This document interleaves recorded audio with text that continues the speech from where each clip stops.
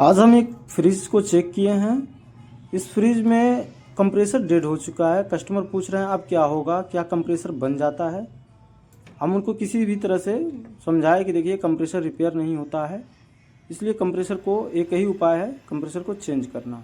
Compressor को हमने check किया तो ये 20 एम्पियर 15 एम्पियर ऐसे ही स्टार्ट ले रहा था, पूरे घर का डाउन लाइट कर दे रहा था डाउन, और बॉडी शॉर्ट भी हो चुका था अच्छे से कंप्रेसर। हम इस कंप्रेसर को चेंज करने के लिए कस्टमर से इजाज़त ले लिए हैं।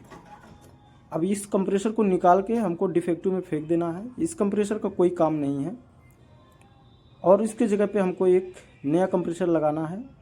ये फ्रिज तो ओवरकूल का है और इसमें पहले से भी 600 नंबर गैस पड़ा था और अब इसमें भी हम वही साइज़ का कंप्रेसर R600 नंबर रेफ्रिजरेंट इसमें भी पड़ेगा। तो ये है कंप्रेसर का मॉडल और इसको हम पहले लगा के इस पर एक बार चेक करेंगे कंप्रेसर क्या स्टार्ट हो रहा है कि नहीं। अब एम्पियर मीटर लगा लिए हैं, फ्रिज को एक बार चालू करेंगे। ये कंफर्म करना बहुत ही ज़रूरी होता है, कहीं भी अगर आप कंप्रेसर इंस्टॉल करते हैं या कराते हैं तो बिना टाका लगाए बिना ब्रीजिंग किए ही एक बार कंप्रेसर को स्टार्ट करना ज़रूरी होता है, जिससे हमारी वारंटी सेफ रहती है। अब ये कंप्रेसर स्टार्ट हो चुका है। अब इसका डिस्चार्ज हम चेक कर लिए हैं, प्रेशर अच्छा खासा था। अब इसको हम ब्रीजिंग करेंगे। डिस्चार्ज में टाइम लगता है ब्रीजिंग करने में, लोहा और कॉपर का जॉइंटिंग होता है। और इसको अच्छे से जॉइंट करने के बाद इसका जो NRB वाल होता है इसको हम कनेक्ट कर देंगे। ये कनेक्ट हो गया। अब एक बार फिर से हम कंप्रेसर को इंस्टॉल कर दिए हैं अच्छे से, तो एक बार हम इसको चलाएंगे। फिर से सेक्शन से फ्लश करना है। इसमें ये देखना रहता है कि हमारा साइकिल डायग्राम इसका कंप्लीट है या नहीं।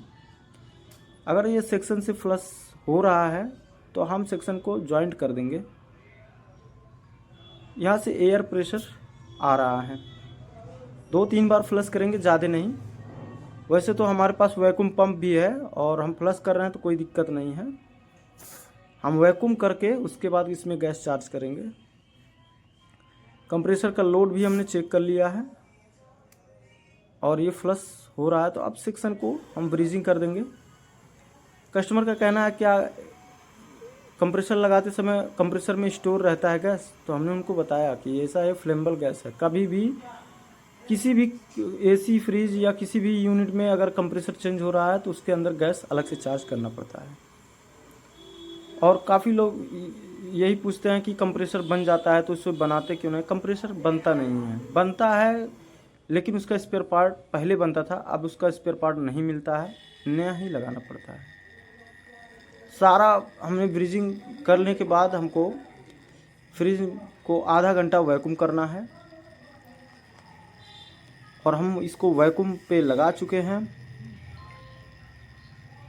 और इसको आधा घंटा वैक्यूम होने के बाद अब हम इसको देख लें, माइनस में पूरा गैस चला गया था। अब हमको R600 नंबर गैस इसमें चार्ज करना है। इसमें पहले खोल देना है, जितना इसमें वैक्यूम होने की वजह से जितना गैस इसमें चला जाता है जाने दें। उसके बाद सिलेंडर को खड़ा करके ही जाने दें। उसके बाद सिलेंडर को ऑफ करें और फ्रिज को चालू करें। ऐसे में क्या होता है, अगर आप चोकिंग से बचना चाहते हैं तो आप हमेशा सिलेंडर को खड़ा करके मारें, वैक्यूम पे हमेशा लिक्विड ही जाता है। और हमने इस कंप्रेसर में लगाते समय फ़िल्टर नहीं चेंज किया है, क्योंकि हमारे पास फ़िल्टर नहीं था, भूल गए थे। वैसे सेक्शन को हमने फ्लश किया, सब क्लियर था। और हम देखेंगे ये चोक भी नहीं करेगा, हम आपको दिखाएंगे।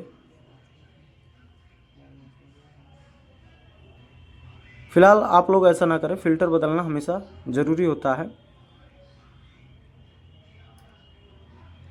और ये अब एकदम फर्स्ट क्लास कूलिंग कर रहा है। गैस हमारा पूरा हो चुका है और एक ही बार में ये गैस पूरा चला भी गया और फ्रिज चोक नहीं किया। हमको कोई भी दिक्कत नहीं आई गैस चार्जिंग करते समय।